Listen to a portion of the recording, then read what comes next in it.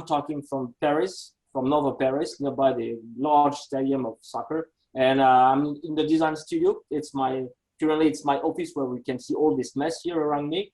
But there is even more mess on the other side of the room here. But okay, so I'm still in France, supposed to be landing in India somewhere around August, but working remotely with my guys in India through those kind of very nice devices that are very helpful during COVID, which is called video. Okay, so everything needs to start by a coffee or two or three or sometimes 4 or 5. We start to have like kind of a very, as we are working remotely, we have a lot of intervention or discussion with my dear friend, in particular, the design leader in India called Anand, and is really good. And we are just exchanging every day on the move or the progress of each project we are working on. So let's say that's between 8:30 in the morning until 8 p.m. in the evening. It's quite a full day, I have to admit, and we have a lot of exchange on project, but also on strategy, on how we eventually communicate on product, because what is interesting is not only just defining the product, but having the storytelling behind that, because we want to follow the product until we put it in the showrooms or until we do the shooting for the catalog and magazine. So let's say it's a full day. Yeah, they are pretty full days. Yeah. So 4 guys, and I'm very lucky because there are 2 ladies and 2 men. So I'm quite happy. Usually, you know, in France, for instance, it's not that easy to have ladies as industrial designer. And in India, I got already 2. So lady Sonal, Surbi, and I got Viraj, and I got Anand. So those 4 people are very in charge of each category. Anand and Viraj, most of the time they are spending time on working on ceramics, on toileting, on vessels and all that. So now she's more in charge about the faucet and artist edition, you know, all these decorative product that we are providing. And then and Serbi, she's the latest in our team. She just joined us something like 1 year and a half, and she's taking care of an interesting also category, which is we are really starting to develop a lot. It's about vanities and all around the grooming station. That means vanities and also vanity top mirrors and all those elements. And as we are a global design studio, we are very strongly linked with the different design studio, Kohler design studio all over the world. That means North America, that means UK, that means also Asia Pacific, for instance. So there's a lot, and some of the projects we are defining, actually selling in India, for instance, they are global development.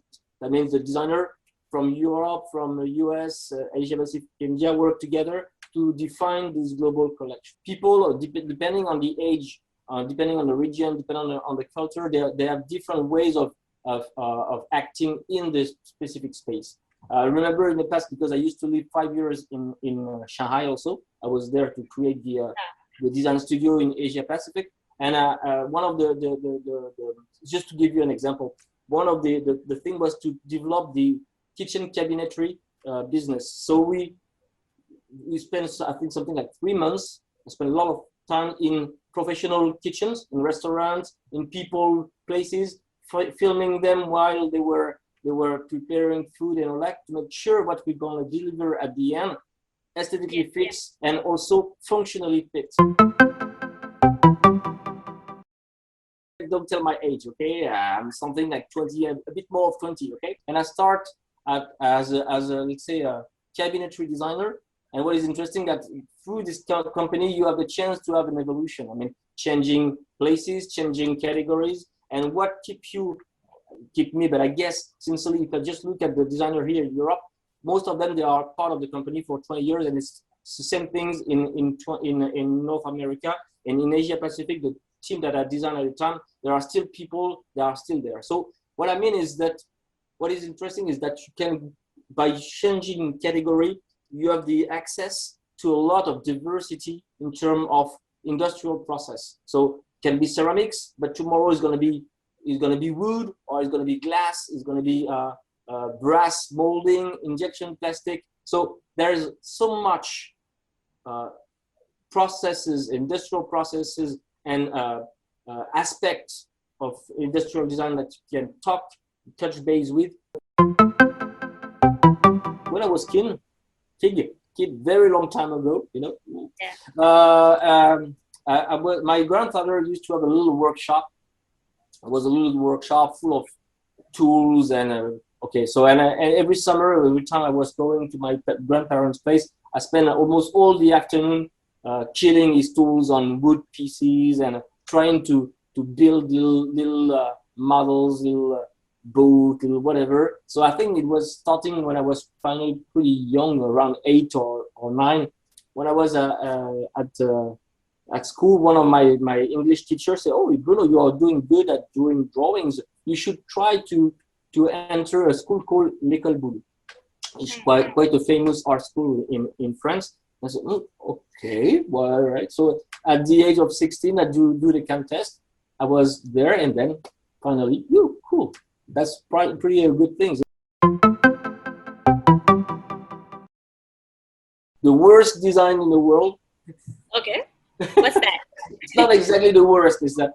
I remember it's something I bought to my mother because it looks super cool, but it's the worst function ever. It's a lemon squeezer that looks like a Sputnik or like a rocket. You know, I don't know if you know that.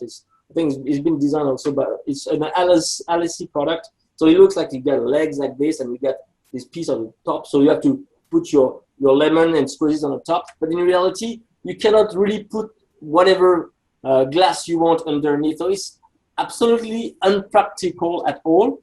Let's say the most achieved industrial design was on the church. If you look at Notre Dame de Paris, for instance, Notre Dame de Paris, the Gothic church, you get the building, which is very straight, and to all these very tall walls, you get some kind of arc that goes on the side to maintain the walls straight. So okay, that's the perfect industrial design. It's beautiful, and the function is clear. So you just talked about the Bauhaus trends, which remain since the beginning of the 20th century a reference in terms of industrial design.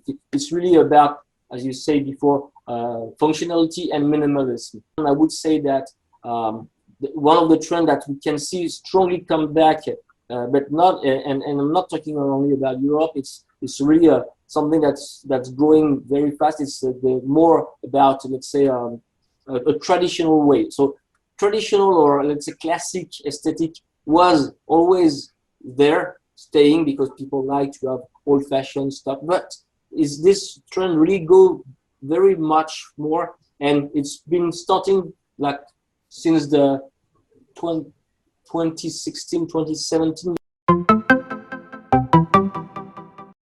So there's a lot of things cool that happening at Kohler. Sonal, she is in charge of the artist edition and what we call CMF, color, material, and finishes.